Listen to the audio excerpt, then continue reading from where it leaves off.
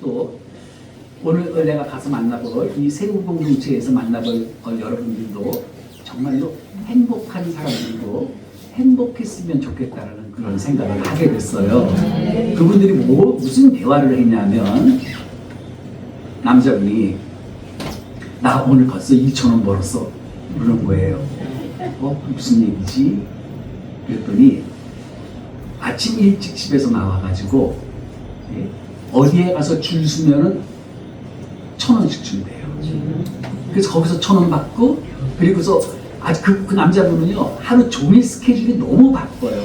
나 요즘에 너무 바빠 그러면서 얘기하는 게 몇 시에 어디 갔다가 어디로 나와가지고 어디로 차를 타고 어디로 가면은 하고 거기에서는 밥까지 먹을 수가 있고 이렇게 온 일주일 내내 스케줄이 꽉 차 있는 거예요. 어디로 다니라고. 근데 그 옆에 파트너 할머니가 그런 거 좋은 거 있으면 나한테도 좀 알려줘 그러면서 자기도 좀 알려주는 거예요. 나는 있잖아 어디 갔는데 거기는 밥이 너무 맛이 없어. 당신 그 집은 가지 마. 그런 대화들을 이렇게 하고 있더라고요. 그런 대화를 들으면서 저도 참 행복한 사람이고 그리고 내가 조금 있으면 만나볼 우리 세운공동체 여러분들도 참 행복한 사람들이구나. 네. 그분들은 비가 오는 이 날씨에도 그 1,000원 받자고 아침 일찍 집에서 나와가지고 부지런하게 나와가지고 저녁 늦게까지 그렇게 돌아야 돼요. 그런데 그분들에 비하면 여러분들 참 행복하시지요? 아멘. 아멘. 행복하시죠? 아멘. 오늘 행복한 이야기를 좀 제가 해드리도록 하겠습니다. 오늘 우리가 살펴볼 말씀은 갈라디아서 6장 14절 말씀인데 제가 천천히 읽겠습니다. 한 절이니까 천천히 들어보세요. 그러나 내게는 우리 주 예수 그리스도의 십자가 외에 결코 자랑할 것이 없으니 그리스도로 말미암아 세상이 나를 대하여 십자가에 못 박히고 내가 또한 세상에 대하여 그러하니라. 네. 이 말씀을 가지고 십자가 외에는 자랑할 것이 없다라는 말씀을 나누고 싶어요. 오늘 기차에서 정철에서 만났던 그 남자분하고 여자분은 많은 정보를 갖고 있는 것을 굉장히 자랑스럽게 생각하더라고요. 어디에 가면 뭐가 있고 어디 음식은 맛있고 어디의 음식은 형편이 없어서 그걸 사람 먹으라고 주는 건지 그렇게 불평하고 불만 갖고 그렇게 살고 있는데 그걸 자랑스러워 하더라고요. 나는 이렇게 아는 데가 많아가지고 돈을 많이 벌어. 그러나 오늘 저는 이런 말씀을 드리고 싶어요. 십자가 외에는 우리는 자랑할 것이 없습니다. 아멘. 원래 그 십자가는 예수님 당시에는요 아주 흉악한 범인들, 흉악한 죄를 저지른 사람들을 사형시키는 그런 사형 도구, 사형 틀이었어요. 또 십자가의 죽음은 우리가 생각만 해도 예수님을 생각할 때 얼마나 고통스러우실까를 알아요. 한 번에 죽으면 그나마 좋은데 죽을 때까지 몇 시간, 약 6시간 손과 발에 못이 박히고 그리고 그 못에 의지해서 온몸의 무게가 그 밑으로 쏠리고 얼마나 고통스러울까요? 그렇게 아주 흉악한 죄를 저지른 사람들에게나 해당되는 그런 아주 심한 사형 틀이었습니다. 그래서 그 당시에 이 수많은 죄수들이 이 골고다 언덕에서 예수님만 골고다 언덕에서 죽으신 것이 아니라 예수님 이외에도 그 골고다 언덕, 골고다란 뜻이 해골이란 뜻이거든요. 그 언덕에서 십자가에 매달려 죽었어요. 그렇지만 어느 누구도 거기에서 누가 죽었지라고 기억하는 사람은 한 명도 없습니다. 그런데 유일하게도 예수님이 달리신 그 십자가만은 온 인류가 기억하고 있고 특히 바울이 내게는 우리 주 예수 그리스도의 십자가 외에 자랑할 것이 아무것도 없다라고 고백한 것처럼 우리 믿는 모든 사람들은 그 예수님이 달리신 그 십자가를 정말로 자랑스럽게 생각하고 그리고 그 자랑스럽게 우리는 생각해야 될 것입니다. 우리가 무언가를 자랑하고 싶은 것은요, 어느 누구나 다 갖고 있는 그런 인간의 그 마음이에요. 나에게 뭔가 자랑하고 싶은 것이 있으면 그것을 자랑하지 않으면 못 배겨요. 제가 처음 일본 선교사로 나가기 전에 한 2년 정도를 일본을 자주 갔어요. 그래서 가가지고 일본에 있는 여러 교회들도 들러보고 그랬는데 그때 제가 2년 동안 다니면서 일본을 2년 동안 다니면서 일본에서 이렇게 갔다가 오면은 뭐 선물도 사오고 그러잖아요. 대부분 여행 가면은. 근데 제가 가만히 보니까 2년 동안 다니면서 일본에서 필요한 무슨 뭐 선물 같은 거 사갖고 온 돈이, 즉 제가 개인적으로 쓴 돈이 2년 동안 한국 돈으로 10만 원 정도밖에 안 돼요. 왜 그랬을까요? 관심이 없는 거예요. 오직 제가 제 마음에 품고 있고 저를 움직이고 계신 분은 예수님 한 분인데, 그러다 보니까 그 당시만 해도 제가 갈 때만 해도 일본에서 한국보다 일본께 더 좋은 것들이 많이 있었거든요. 그런데도 하루는 제가 일본을 간다고 그러니까 우리 둘째 아들이 아빠 갔다 올 때 그 타미나라는 이 자동차가 있었어요. 옛날에 어린 아이들이 그것을 하면은 막 굉장히 빨리 막 보이고 막 그러는 자동차인데, 그 타미나 자동차를 우리나라에서 굉장히 유행인데 일제 진짜 좋은 거 하나만 사다 주세요. 그래서 알겠다. 내가 아들이 부탁인데 들어줘야지 했는데 돌아올 때까지 까마득하게 잊어버리고 있었어요. 관심이 없어가지고. 일본에 도착해서 일본 목사님들 만나고 일본 교회를 가고 그리고 그분들하고 교제하고 그러다 보면은 전혀 그런 거에 눈길도 안 가는 거예요. 그래서 한국에 와서 공항에서 내리는데 딱 생각이 나는 거예요. 아들이 이거 큰일 났다. 아들한테 내가 약속을 했는데 이 약속을 못 지키면 어떡하지? 그래서 할 수 없이 공항에서 바로 용산 전자상가로 가가지고 거기에서 일제 자동차를 한국에 와서 샀어요. 그래가지고 아들한테 선물로 줬어요. 아들은 지금도 모릅니다. 여러분, 오늘 이 말씀을 통해서 정말로 세상에 아무리 많은 것을 갖고 있다 할지라도 우리가 자랑할 것은 오직 예수 그리스도께서 달리신 그 십자가뿐이라는 사실을 여러분들이 깊이 마음에 새기고 돌아가셨으면 좋겠어요. 뭔가 자랑하고 싶은 것은 인간의 본능이죠. 그래서 아이들도 그렇고 어른들은 자랑하고 싶지 않나요? 자랑하고 싶어요. 아이나 어른이나 또 남자나 여자나 가릴 것 없이 자신이 다른 사람들보다 더 많이 알고 있는 것 자랑하고 싶어요. 다른 사람들보다 많이 갖고 있는 것 자랑하고 싶어요.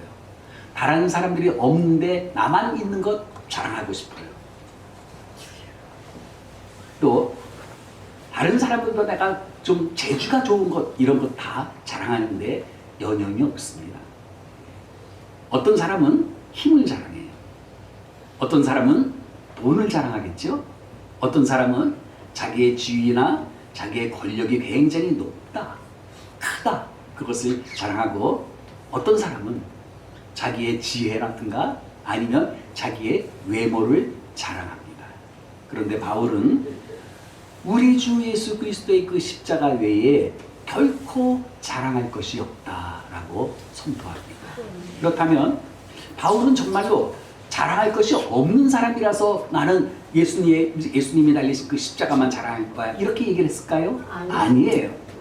바울은 우리나라로 따진다면은 당시에 서울대학교를 나온 사람이에요. 또 집안에 전통적으로 유대인으로 태어나서 태어날 때서부터 하나님이 선택하신 그 자손이었어요. 더군다나 이 바울이 태어난 그 족보가 있잖아요. 그런데 예를 들어서 우린 경상도, 충청도, 경기도. 근데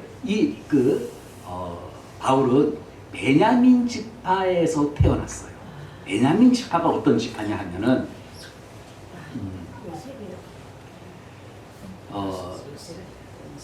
베냐민 지파가 어떤 정도의 이거 하냐 뛰어난 지파이냐면요. 예루살렘도 베냐민 지파의 지역 안에 있습니다. 이 베냐민 지파에서 사울왕도 태어납니다. 이렇게 전통적으로 뼈대 있는 그런 가문에서 태어났거든요. 그러니 얼마나 자랑할 것이 많았겠습니까? 그런 바울이 어느 날 예수를 하나님의 아들이라고 믿는 우리처럼 예수님은 하나님의 아들이세요 이렇게 믿는 교회나 그 그리스도인들을 잡아서 옥에 가두려고 다메섹으로 가던 길에서 갑자기 하늘로부터 빛이 비추고 그 빛이 비추는 순간 땅에 엎드려집니다. 그때 하늘로부터 사울아 사울아 내가 어찌하여 나를 박해하느냐 라는 음성이 들리는 거예요. 그러니까 바울이 깜짝 놀라서 아니 누구십니까? 이렇게 묻자 부활하신 예수님께서 나는 네가 박해하는 네가 핍박하는 그 예수가 바로 나야. 이렇게 얘기를 하는 거예요. 예수님은 그렇게 바울을 찾아오셨고 그리고 그 바울은 그렇게 예수님을 만났습니다. 그러니 바울이 얼마나 놀랐을까요? 자기가 바로 그 예수님 믿는 사람들을 감옥에 쳐넣으려고 다메섹까지 가고 있는 중이었는데 그분이 나타나서 자기를 찾아왔으니 얼마나 놀랐겠어요? 순간 눈앞이 캄캄해집니다. 보이지가 않아요. 그날 이후 바울의 삶은 완전히 바뀌기 시작합니다. 그토록 핍박했던 예수님이 하나님의 아들이라는 것을 이제는 자기가 스스로 그것을 외치고 다니는 거예요. 선포하고 다니는 거예요. 그리고 자신이 유럽에서 최초로 세운 이 빌립보 교회의 성도들에게 보낸 편지에서도 바울은 이렇게 고백을 합니다. 무엇이든지 내게 유익하던 것을 내가 그리스도를 위하여 다 해로 여길 뿐더러 자기가 이제까지 자랑하고 자랑스럽게 생각했던 그 모든 것들이 다 해로운 것이다. 내 주 그리스도 예수를 아는 지식이 가장 고상하기 때문이다. 내가 그를 위하여 모든 것을 잃어버리고 심지어 내가 그동안에 자랑했던 것들을 배설물처럼 여기겠다라고 이야기를 합니다. 어느 누구보다 자랑할 것이 많았던 그 바울이 이제까지 자신이 자랑하고 그리고 인생의 목표로 삼고 그랬던 것들이 다 헛된 꿈에 불과하다는 사실을 그는 깨달았기 때문이에요. 나는 이제 그 모든 것들을 나는 배설물로 쓰레기같이 여길 것입니다. 그리스도 안에서 발견된 새로운 삶을 살기 위해서 나는 그 모든 것들을 다 포기하겠습니다. 왜냐하면 이제는 그리스도 예수 안에서 그분을 아는 지식이 가장 고상한 것을 내가 깨달았기 때문입니다. 저는 여러분들이 다 이렇게 바울이 고백했던 이 고백을 할 수 있게 되기를 바라요. 세상에는요 두 가지의 종류의 사람들이 있다고 이야기할 수가 있어요. 하나는 그저 여전히 세상에 속해서 살고 있는 사람들, 또 한편은 이제는 하늘에 속한 사람으로서 천국의 백성으로서 그리고 하나님의 자녀로서의 삶을 살고 있는 사람들, 이렇게 두 가지로 갈릴 수 있습니다. 문제는 우리가 과연 나는 세상에 속한 사람인가 아니면 하늘에 속한 하나님의 자녀인가, 이것이 정말 더 중요한 것이에요. 그렇지만 이 자리에 있는 우리 모두는 본질상 어디에 속한 사람들이었습니까? 세상에 속했던 사람. 우리 중에 아무도 태어나면서부터 기독교에 있는 사람은 아무도 없었습니다. 나는 모태신앙이에요. 어머니 뱃속에서부터 난 교회를 엄마 뱃속에서부터 다녔어요. 한다 할지라도 한다 할지라도 태어날 때서부터 그 사람이 기독교인은 아니었던 거예요. 개별적으로 개인적으로 예수님을 만난 그때서부터가 기독교인이 되는 거예요. 우리 중에 그래서 달리 말하면 우리 중에 죄 없이 태어난 사람은 우리 중에 아무도 없다는 것입니다. 사도 바울이 이 십자가만 자랑하면서 살겠다고 하는 것은 하나님께서 나를 죄로부터 구원해 주셨기 때문이에요. 또 십자가를 통해서 새로운 가치관, 새로운 인생의 목표를 발견했기 때문인 것이거든요. 사탄의 올무에서 우리를 구원하신 것은 오직 우리 주 예수 그리스도의 십자가의 공로 덕분입니다. 아멘. 우리는 그 십자가를 통해서 하나님을 만난 사람은 누구든지 죄로부터 구원받게 된 것을 자랑할 수밖에 없습니다. 아멘. 바울은 더 이상 이제는 자신의 지식을 자랑하지 않습니다. 그동안에 자기가 쌓아올렸던 그 명예 또한 자랑하지 않습니다. 자기에게 주어진 그 높은 권력도 자랑하지 않습니다. 심지어 자기의 믿음마저도 자랑하지 않아요. 그에게는 그동안 자랑했던 그 모든 것들이 더러운 배설물처럼 여겨졌기 때문입니다. 사랑하신 여러분, 아직도요, 바울은 그렇게 배설물처럼 여기는 것들을 아직도 여러분 혹시 움켜쥐고 계신 것이 있나요? 아까워서.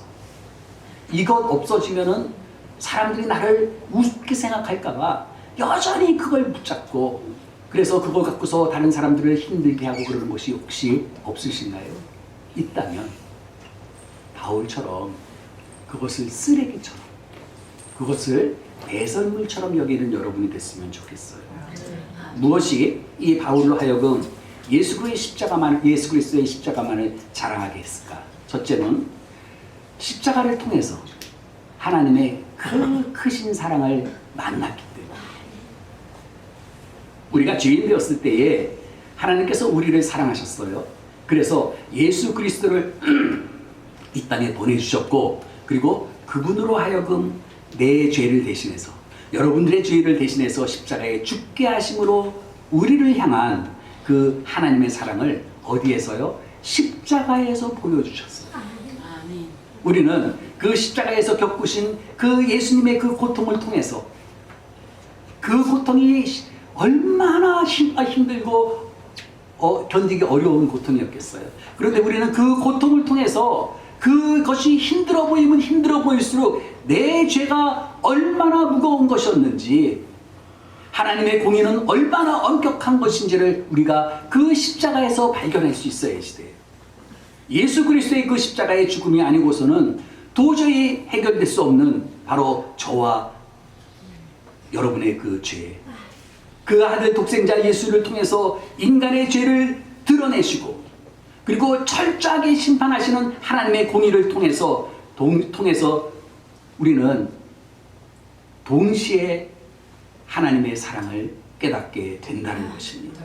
우리는 십자가에서 우리의 죄와 동시에 하나님의 그 크신 사랑을 만나야 돼요. 예수가 왜 고통을 받았는가?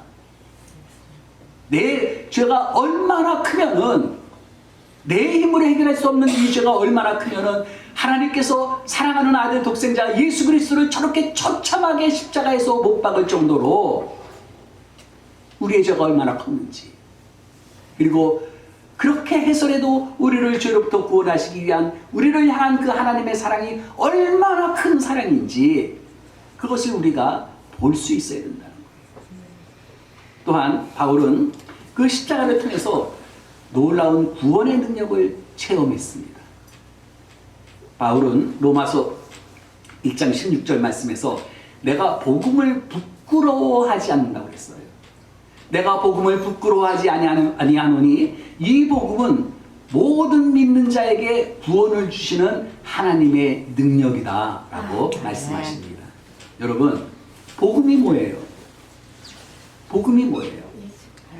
하나님의 아들이신 그 예수 그리스도께서 내 죄를 대신해서 십자가에서 못 박혀 죽으심으로 그것을 믿는 내가 구원을 받아 우리에게 영원한 생명을 우리가 얻게 되었다는 것, 이것이 바로 복음 아닙니까?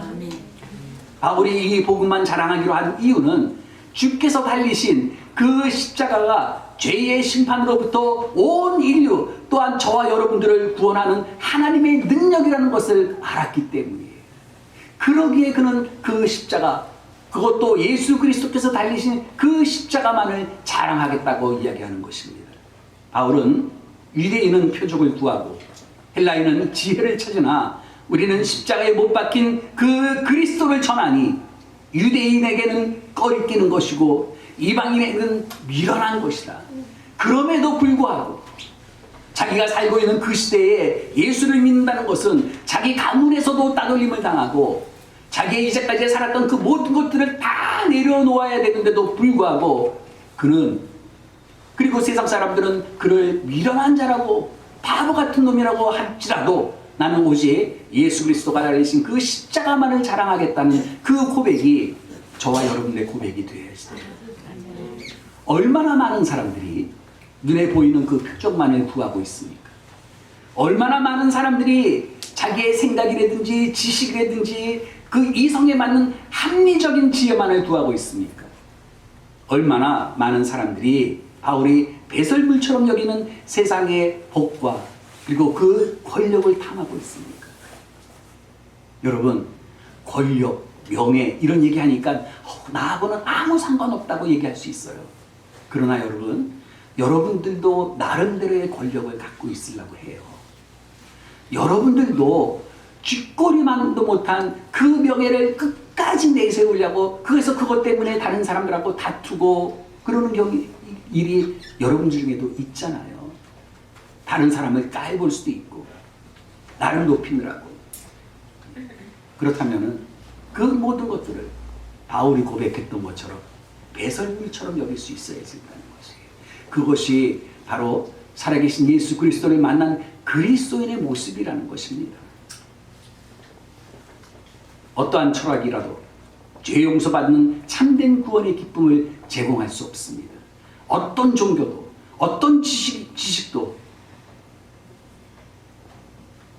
우리에게 이런 놀라운 일을 가르칠 수 있겠습니까? 십자가는요, 구원의 능력이에요. 예수님께서는 그 일을 십자가에서 이루시기 위해 저와 여러분들을 찾아오셨어요. 나는 아버지의 뜻을 행하러 왔나이다. 만약 내가 어떻게 죽을 것인지 또 내가 언제 죽일 것인지를 알고 평생 죽음의 그림자를 끌어안고 우리가 살고 있다면 어찌 하루인들 마음 편히 살 수 있겠습니까? 그런데 예수님께서는 태어날 때부터 오직 십자가의 죽음을 향한 삶을 살아오셨어요. 우리 같은 하찮은 인간도 내가 언제 죽을 것이다라는 걸 알면은 하루하루가 얼마나 마음이 불편하겠어요. 그런데 예수님은 이 땅에 오신 목적이 딱 한 가지밖에 없었어요. 뭐지요? 죽기 위해서 오신 거예요. 여러분 잘 아시다시피 가나의 그 혼인잔치라는 이야기 들어보셨어요? 포도주가 다 떨어졌어요.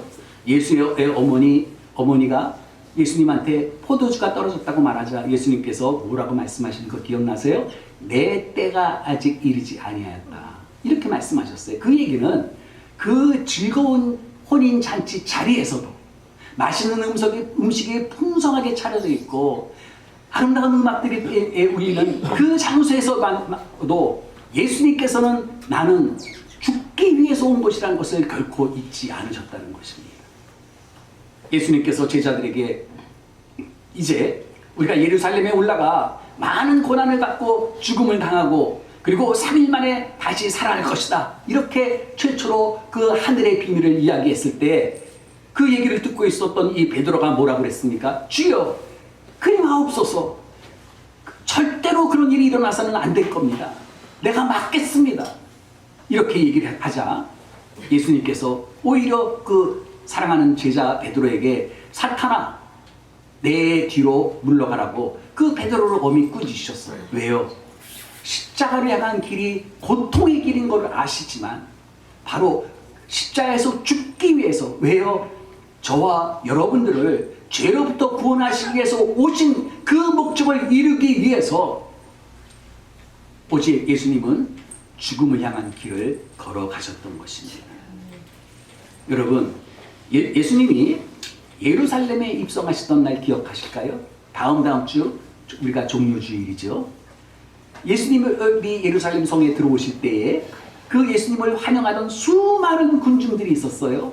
호산나를 외치고 종려나무 가지를 꺾어서 막 흔들고, 그래서 그날을 우리는 종료주일이라고 얘기하지 않습니까? 그런데 그 수많은 무리들이 며칠 후면은 자신을 향해서 돌을 던지면서 저자를 십자가에 못 박으라고 소리 지르는 그런 악한 폭도들로 변할 것을 뻔히 아시면서도 그 길을 멈추지 않으시고 골고다 언덕을 바라보고 계셨기 때문에 그분은 그 고통을 참을 수 있었던 거예요. 십자가에 달리시기에 바로 전날 밤에 주님께서 겟세마네 동산에서 기도하시면서 아버지, 말이 할만하시거든요. 이 잔을 내게서 지나가게 하옵소서. 예수님인들, 하나님의 아들인들, 우리와 같이 인간의 몸을 입고 오셨기에 아플 때는 아프시고 마음이 상할 때는 상하시고 배고픔도 느끼시고 그런 분 아니었습니까? 그런데 바로 내일이면은 그 힘든 십자가의 고통을 내가 겪어야 된다고, 감당해야 된다는 사실을 아시기에 그때 예수님께서 기도를 이렇게 하셨잖아요. 아버지, 만일 할만하시거든 이 산을, 저 십자가만큼은 내가 비껴갈 수 있도록 하나님 도와주세요. 그런데 그 이후 뒤에 이렇게 기도하십니다. 그러나 나의 원대로 마시옵고 아버지의 원대로, 아버지가 이 미리 계획해 놓으신 그대로 행하십시오. 왜 그렇습니까? 예수님께서 그 죽음이 두려워서 그러셨을까요? 저는 아니라고 생각해요.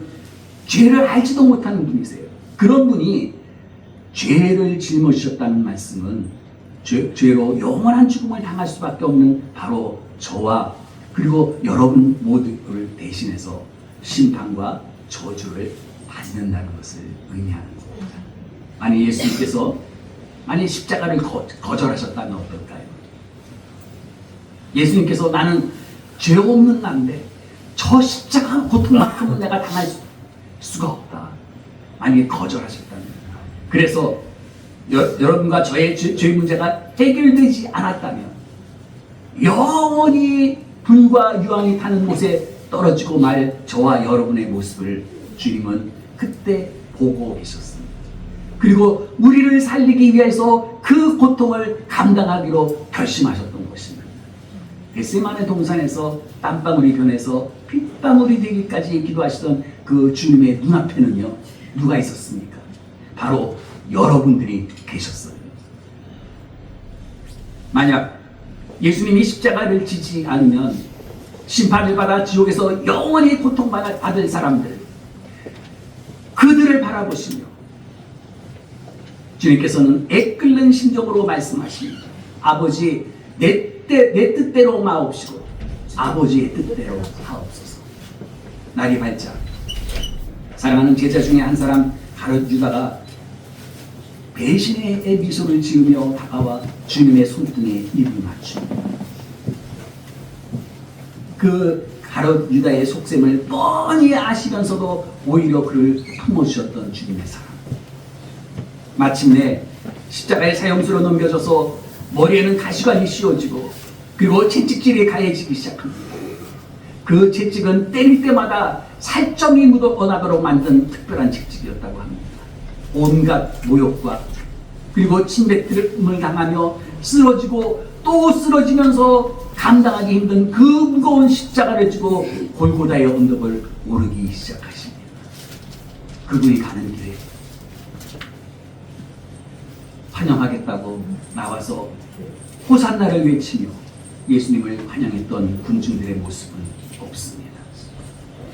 예수를 위해서라면 내가 죽는 데까지 가겠다고 큰 소리 쳤던 제자들도 아무도 보이지 않습니다. 그 길을 따라가면서 슬퍼 통곡하고 있는 여인들을 보시고 예수님이 말씀하십니다. 나를 위하여 오지 말고 너희와 너희의 자녀를 위하여 오라. 그렇게 그들을 위로하시며 마지막 십자가를 향하시던 그 위로하시는 하나님.